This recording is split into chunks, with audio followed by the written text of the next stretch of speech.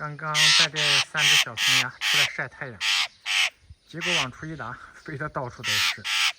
只有这个家伙，它跟我跟得比较近，不乱飞。你们看一下，对，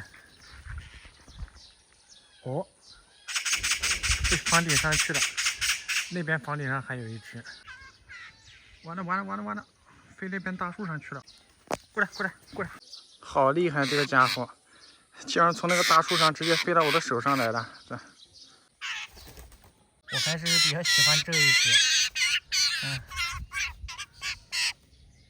这个喜鹊跟在后面捡漏，掉了一点，马上就给它叼跑了。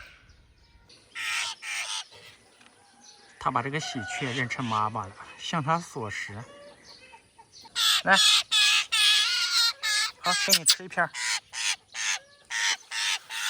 看这个家伙也在这等着啊！来，再给你喂一块。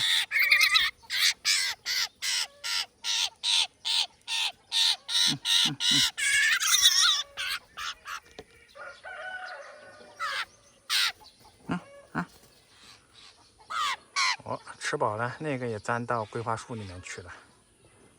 还要不要？啊，吃不下了。也去找他的小伙伴来了，吃饱了就跑了。